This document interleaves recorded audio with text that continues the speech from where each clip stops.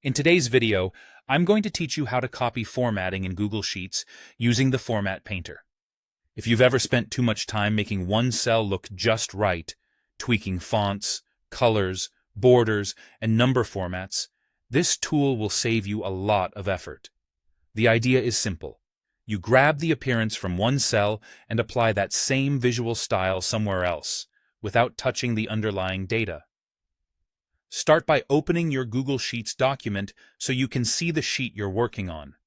Identify the cell that already has the formatting you want to reuse. This could be a heading with a specific font and background color, or a number that displays as currency, or a percentage. Click that source cell to select it.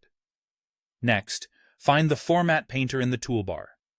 It looks like a small paint roller and is labeled Paint Format in some versions.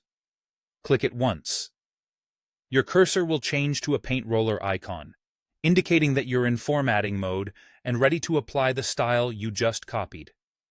Now, click the cell where you want that formatting to appear, or click and drag across a range to apply it to multiple cells at once.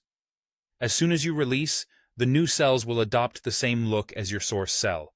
Fonts, text size, colors, alignment, borders, and number formats are all carried over, so the target cells will match the original appearance. Your data itself won't be changed, only how it looks. If you want to apply the same formatting to several different areas, there's a faster way than repeating the process. Double-click the Format Painter icon to lock it on. You'll see the paint roller cursor stay active, which means you can click one range, then another, and the formatting will be applied each time. This is especially helpful when you're standardizing headings across non-adjacent columns or tidying labels scattered throughout a sheet. The tool remains active while you move from place to place, letting you keep the flow and avoid constant back and forth. A quick note on what to expect. Format Painter copies the visual style, not the content. That means numbers remain the same, but they might display differently if the number format is part of the source style.